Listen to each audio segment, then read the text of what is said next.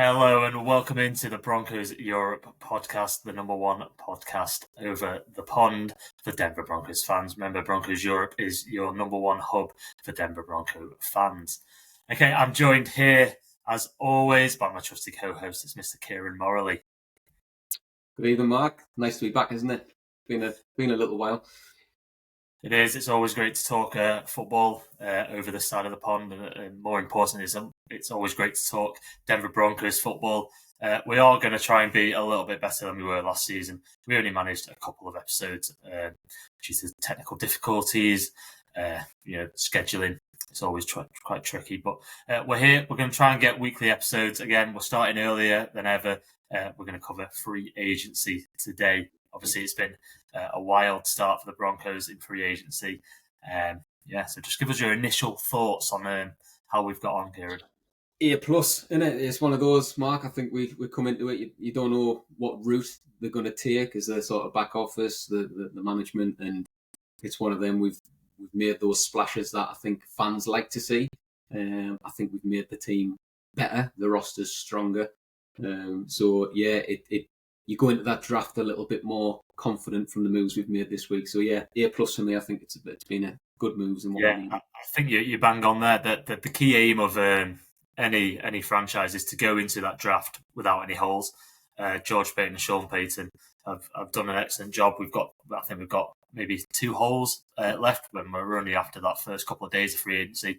We've definitely got a hole at the punter position since we don't have one on the roster, and we potentially have one at running back. But obviously the draft this year is stupidly strong and deep in running back, so I won't be surprised to see the Broncos pick there. Obviously, free agency, well, we're going to talk through the first 4 signings that the Broncos have made. And we may as well kick things off with the first man through the door, Mr. Talanoa Hufanga, the safety from the San Francisco 49ers.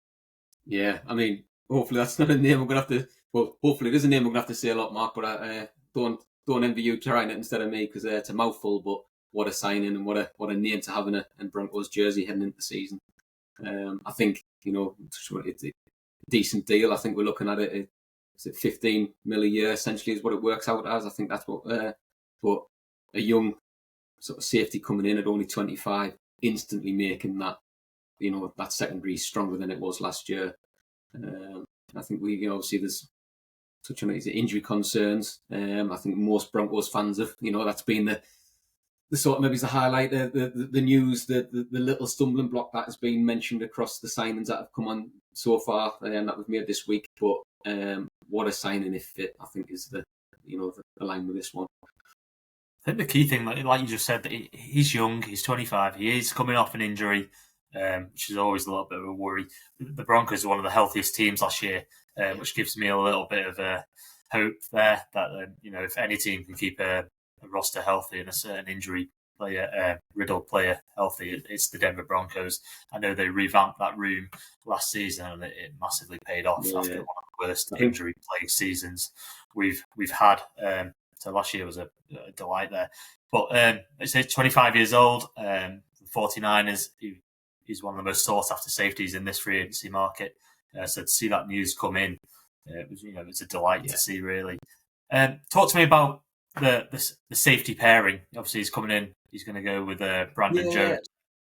It is. He's got to be alongside Brandon Jones. I think it's one of those where, PJ Locke he's done well in a Broncos jersey, but maybe it's that starting role last year and playing week in, week out. Maybe it's just, a bit to his detriment, and we maybe didn't see the best of him year on, like the full year mark, I think. So it's nice to have, though, sort of that competent backup and a bit of cover there. I'm not saying that he's covers and he's sitting there waiting for an injury to drop out. I think there'll be some rotational play times and such, but yeah, you've got 2 strong starters there in Brandon Jones and Hufanga now. So, but like you say, a stronger room all round. I don't think anybody would be looking there worrying if PJ Locke's name was in that starting. No, definitely. He played well last year. Obviously he came in as the starter last season. He performed adequately for us. The secondary was quite strong all year until Riley Moss went down. he's suffered from injuries himself, but Hufanga's he's on another level, really. Yeah. So we've got two legit starters there with Brandon Jones. Hufanga, former Pro Bowl, All-Team Pro 2022, 7 interceptions, 2 forced fumbles, 1 touchdown, pick six, 56-yard pick six. Against, just got it down here somewhere, against the Rams. Yeah. Always nice to see if your safety's making plays. I'm really interested to see how that secondary plays out. It could potentially be the best secondary in the NFL. You've got Defensive Player of the Year, Pat Surtain, on one corner, Mr. Lockdown himself. You've got Riley Moss on the other side, who had a stellar year last year, really came out until that injury. And then his play went downhill a little bit. And then the 2 safeties there. And I think you're right, Matt. I think it looks, that starting line looks really strong. I think, if anything, the question mark now for me moves from the safety just to that cover at the cornerback position. I think that's the bit where, with Riley Moss's injury and such now, and how's he bouncing back, it's what have we got in there? Should one of those drop out? And again, you're hoping they're not. You said we've got one of the healthiest rosters of we did last year. That that room, the conditioning, the training, the everything like that seems to be a massive improvement from recent years, where the likes of Hufanga's injury, Dre Greenlaw's injury, it's a worry coming into that. What we were dealing with a few years back, but it is a different room now. Like you say, there's a different team, different roster. It's just a different field. So I think he comes in, if we can keep him healthy, like you say, that is probably one of the strongest secondaries in the NFL. I don't think there's any questions about it. Yeah, I mean, we can all look at a roster on paper and say, oh, this is going to be all the strongest. Let's see how it comes in the season. They're going to play. Hopefully, they gel together quickly. The communication's down quickly, and Vance Joseph can dial them up some great playbook to go. I know last year he was very aggressive, so I'm expecting similar things this year. Let's move on to the next one. Yeah. Inside linebacker, Dre Greenlaw, another 49er. We're going to just become the Denver Bronco 49ers here soon. The inside linebacker worried me before free agency. It was the one position on that defense I was scared about. It's always been an Achilles heel for us.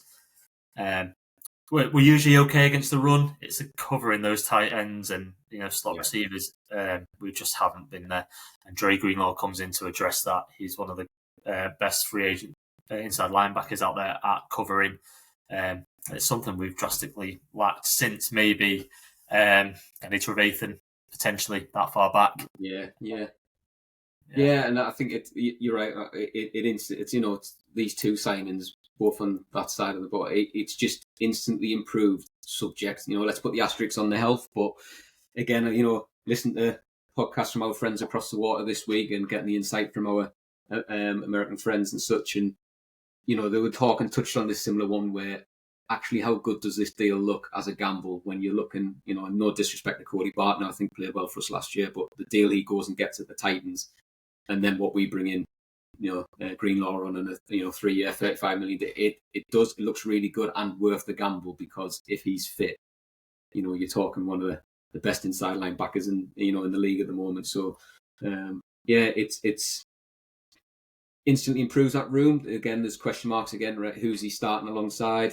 Is it Singleton? Is it Justin Sternad, who we've just re-signed? Drew Sanders going to get reps there, and it'd be interesting to see how that plays out, because big fan of Singleton, but again, returning from an injury, quite a bad injury. So, and you can't forget about that youngster Lavelle Bailey. He's got a shot there to be the backup inside linebacker. He made a few plays last year. Looked good in training camp. I wouldn't be surprised to see him get a little run at some point to try and earn one of those spots. But Dre Greenlaw comes in, instant starter. My prediction at the start will be him and Singleton. I think we'll keep Singleton. Singleton's great against the run. He's our leading tackler for many years now. Dre Greenlaw just comes in, great against the run, great in coverage. He's had multiple touchdowns. He's had multiple interceptions. He's had multiple forced fumbles. Yeah. He's going to be a player that the Broncos lean on in the middle of that park. Vance Joseph, after the first day of free agency, he must have been loving it, wasn't he? He's a dreamland. Everyone thinks Broncos are going to go out there and give Bo Nix some offensive weapons, and we go straight out there. We spend big bucks on two absolute defensive stars to really shore up that number 3 defense. Could it possibly become the number 1 defense? Made some fantastic strides towards possibly doing that. Yeah, and like you say, I think you will see how it goes when the season starts and it pans out, Mark. But I think we cannot argue with the moves that's been made, and those acquisitions that do instantly on paper, like we say, make it a better roster, better. So again, it's not helping Bo Nix, but it means he's going to get the ball a lot more, and there's plenty more opportunity to do something with it. So yeah, exciting to see how that side of the ball pans out with these guys coming in. I was going to say Dre Greenlaw, but what makes me excited about him coming in is the inability of the past inside linebackers to cover those tight ends. And we know we've got some fantastic tight ends in the AFC West. Travis Kelce has haunted us for years. Yeah. I remember the last game where Dre Greenlaw went down injured. He was absolutely smothering Travis Kelce. I think he had 1 catch for 2 yards. When he went off injured, he had 8 catches after that. So it's just like massive impact. Yeah, they've got Kelce and Brock Bowers on the rate. Yeah, there's class in the league, isn't there? We can't argue that, and hopefully that is one of the counteract to those weapons that's on those teams. So yeah, it's good. It looks, we cannot argue, like you say, A+ for me on that side. It's just some great acquisitions. Little asterisks around the injuries, but get over that and we keep them fit. There's definitely more upside to these moves than downside. So, like you said, worth the risk. Hopefully, we're out there saying what a deal that is by Payton. He's done it time and time again now. I've seen people online questioning George Payton over the last few years. He's done a stellar job for me. Free agency has been fantastic. His drafts have been good. The best thing about these 2 signings so far, Mark, is when you're looking at the San Fran fans, the 49ers fans, and they are disappointed that these 2 players have gone and re-signed elsewhere and such. So, and again, we know the NFL is all around cap space and future proofing and planning and all this, and it's not necessary. I think every team would love to keep the best players there, but sometimes money is the major factor in what you're trying to do and achieve. But yeah, I think there's some fans on the over San Francisco really disappointed these 2, which is great for us. That's the bit to look at. Yeah, it also makes me feel a bit easier about the injuries. If they were looking to bring them back, the injuries can't be too bad. You spoke a little bit, or you referred to it, giving Bo Nix some weapons on offense. We did that day 2 of a free agency. Mr. Sean Payton got his joker position he's been harping on about for many months now. Yeah. Evan Engram, tight end from Jacksonville, comes in, made us wait a little bit, made us sweat. Obviously came in for a full visit. I know the Broncos wined and dined him, showed him around the facility. Let him walk out the door. So it appeared. Oh, I'll tell you what, when he walked out the door, I thought he wasn't going to sign. And then I saw he was off to the Los Angeles Chargers, obviously tight end needed team as well. We're in a similar position with tight ends. So that one would have hurt a bit, I think. And it's not that, I mean, we were messaging over the last couple of days and we were saying we need him signed, we want him signed, get him in. But it would have been the fact if he didn't sign for us, get him out the division, get him somewhere else. So to go on the charge, like you say, when we're already stacked against weapons at tight end, going into those games and given the Chargers one, that's similar ilk. But yeah, he is that joker, as the term is being referred to now. But there's no other way to describe it when you're looking at a tight end that can line up anywhere across the field. So again, it's that weapon for Bo, but sort of like safety blanket, isn't it? Bo Nix he's got that rapport now with Cortland Sutton. Devon Vele came in and straight away they were linking up, and it just gives him that underneath guy a lot of the time. I mean, Evan Engram's got the legs to go over the top as well. He can make plays on the boundary, he can make plays inside. He lines up in line outside. He's amazing yards after the catch. He's just that sort of mismatch guy that Sean Payton loves to have. And I think the best thing about Mark is the consistency. He's catching balls. nearly 80% of receptions, and he's making so, which is above our average and such on the team from what I've been looking into. Yeah, not necessarily big splash players, but like you say, he can line up anywhere and make those clutch plays at the right time, and just keep the chains moving, which is, sometimes where last year, don't get us wrong, the offense compared to previous years was looking good and ball looks like it, but there was still a few free and outs where you're thinking, just keep the ball moving, let's just get that first down, and this is one of those weapons where it'll help us do that, because Sean will dialing some stuff up now to include him right across the field, which becomes really hard to defend against when. I can imagine Sean Payton is sat in his office, well, right about now. I don't know what time it is in Denver right now, but writing up that playbook just for Evan Engram. Bo Nix has got to be one happy guy right now, and it just leaves us in that position where we can go into the draft and target those other offensive weapons. Running back. I wouldn't be surprised to see us go tight end in those first 2 rounds either. Evan Engram's 30 years old. He's possibly potential to be that the best tight end in Broncos recent history since Julius Thomas. That's how bad the rooms have been since Julius Thomas was one hell of a tight end, and that was a long time ago. Very much so, mate. Yeah. Back in the Thomas and Thomas days, which was a great era to watch, wasn't it? When those guys were in there. That's when I first started watching the Broncos and being interested in them. Demaryius Thomas and Julius Thomas. And again, Julius Thomas was one of those, wasn't it? It was like you saw the ball going his way, you pretty certain he was coming down. Yeah. There's such a stature on the guy. But yeah, hopefully we've got that weapon now. A bit of consistency there. I think it's when you look back at the stats, like you say, of recent years, and you're looking at actually how for a tight end that we thought potentially was underperformed somewhat. The seasons that Noah Fant put in actually in a Broncos shirt with, again, poor quarterback play, which is the thing. So actually, how good could he have been if he was in this team now? Potentially, there could have been a bit. But just you look at Jaden Daniels' rookie season in Washington. He had a veteran tight end there in Zach Ertz. He was absolutely outstanding. Yeah, like you said, safety blanket, isn't it? That's the thing. It's consistent catcher, confidence, knowing that he's going to make the catch no matter what. He's going to be one happy quarterback come the season. One downside, he did get injured last season. He played in 9 games. He tore his labrum. I can't remember. I think it was early December. I think he tore that. Yeah. He did have 1 touchdown before that, but he was on course to have another decent season receiving wise.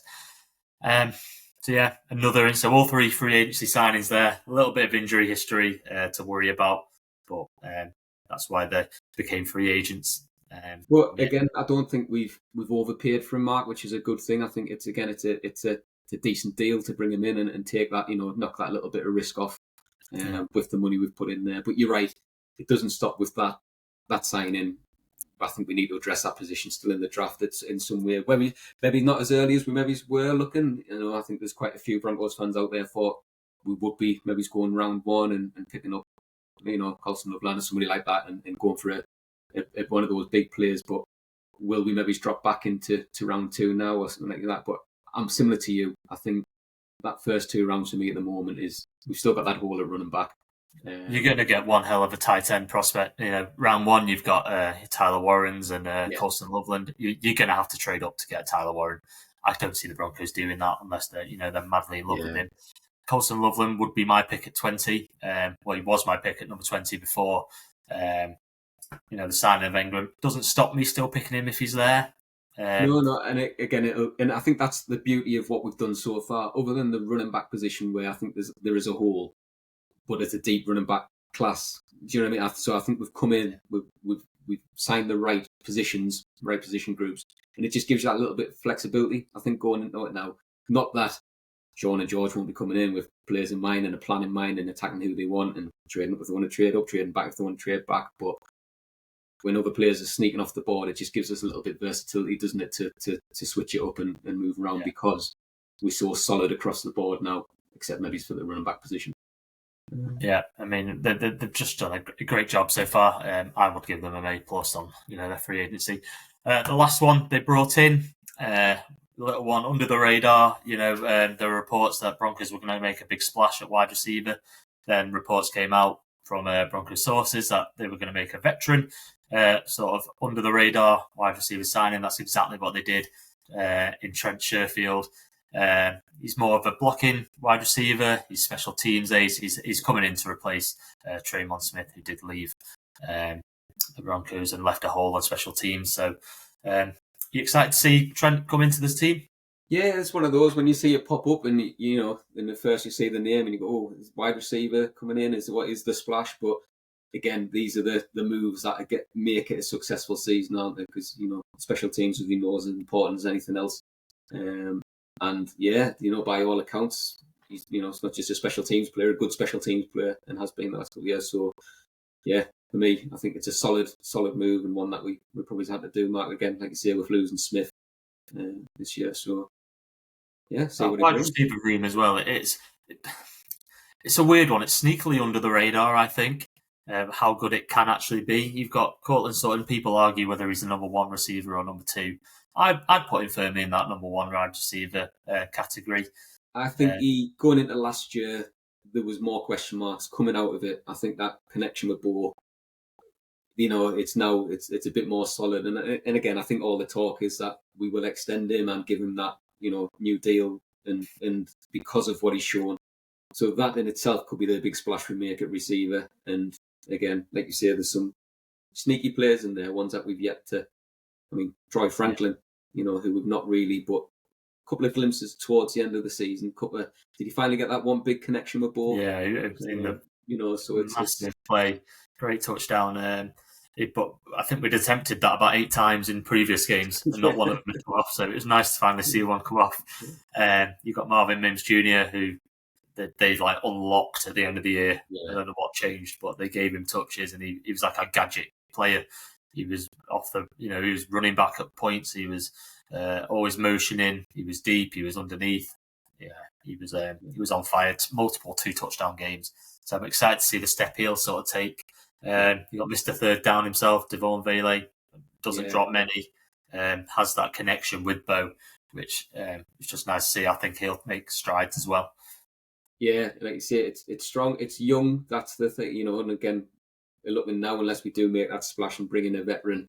But the ones that are left there, as free agents now sat outside, it's what money we're chucking at it, especially if we're trying to throw money at Courtland and giving him that deal. So we are tackling in the draft in some form, I'd imagine, Mark, and I'd be shocked if we don't take at least one receiver in the draft.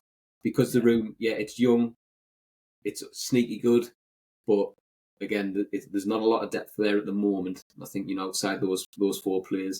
And again, does that mean you might see Trent Sherfield on the field a bit more? But again, he's like you say, he's there as a, lining up and doing a bit of blocking rather than going to make any big splashes or anything like that. So, but it seems like a balanced receiver room for a change. We've got, Courtland, who's going to make those big plays. Vele just consistent. He's like Tim Patrick, isn't he? We brought him in, and he's done that job, and everybody was sad to see Tim go, but he's come in and he's shown that consistency across the field. And then, like you say, the speed and such a Mims and the versatility that he showed last year. So, yeah, it's looking good, but I think that's one position again. I think we will, for me, sort of be tackling in quite early on, I think, as well, just to make sure we're getting a player who's going to come in and make a difference. Yeah. Obviously, we've only just sort of finished wave 1 of free agency. Most of the moves that will come now will be under the sort of the smaller moves, I imagine. Is there any sort of one you'd target or any position that you'd like to see the Broncos address in free agency ahead of the draft? I've got one definitely in mind that I think we need to address purely because we don't have one on the roster. Was that punter? Or yeah, I love a bit of punter talk. You want to do it in free agency rather than putting a draft pick into it? And it's I mean, again, I've not looked. I can't see us drafting one. Obviously, I've done zero research on punters in the draft. Likewise, so I was going to say this is going to be a short conversation, Mark, because you don't expect it. You don't. It's not the moves you want to see, is it? In the draft, you don't. But the one name out there that I've heard of on free agency is Ryan Stonehouse. He come in, he's punted in mile air many times. He was at college in Denver. He's got an absolute booming kick. Will the Broncos bring it in? Potentially. I'm sure they'll manage to bring in a couple for a camp battle. Obviously, losing Riley Dixon, I think they wanted him back, but it's going to hurt the Broncos a little bit. He was a above average punter last year.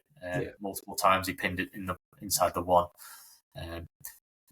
Any other positions you've got there? To be honest with you, Matt, I think we've made my positions that I thought I had question marks over going into the draft was tight end position, which we've targeted free agency, and I still think we will in the draft. I think we've done the bit there. Wide receiver. Do we bring in a vet? Personally, am I quite comfortable? It's one of them until you see who it is and what the deal is. You're never going to say no because there's some big players still out there in the market and such. But for me at the moment, I think I'm leaving that one to the draft. Running back, I think again we focus on that one in the draft. Do we bring in a little bit cover at outside linebacker? Just again just to strengthen that room a little bit. But again, I don't know if I'm looking in the draft. And then for me, as we said earlier, I think there's a little bit of cover potentially required at cornerback as well. The depth at cornerback does worry me a little bit. But again, there's nothing. And again, looking at the market after that first round, I'll be honest, I don't think I've done as much digging into it than I maybe could have at this point. But I don't think there's anybody shouting at me there where I'm going. And there might be some smart deals in there. There could be some clever deals across the NFL market. And I'm sure Sean and George will be looking at them if they're available. But I don't think they're going to be pressured into it. I think it's comfortable enough if we weren't to make another move for me that we, this cover and such and this depth that we're looking at, we pick up in April. But Well, I've enjoyed talking, all about this free agency first wave. Like I said, we're going to be doing weekly recordings. So next week we'll either be discussing the few signings that we make in wave 2, or we'll probably focus in on either the draft or one of the offense or defense and going a little bit more in depth with one of them. Hopefully we'll have a couple more signings to talk through. Obviously we are Broncos Europe. You can follow myself on Twitter or /X, whichever we call it now, at my new NFL account, Mark on Broncos. And you can follow Kieron at Kieron Morley. You can join our Facebook group. If you just search Broncos Europe on Facebook, you can join that. We've got a lively community on there. We have game day threads, competitions, fantasy leagues. We've got our own Discord, so the links are all on our socials. So give us a follow on Twitter, X, and YouTube. And we'll look forward to seeing you next week.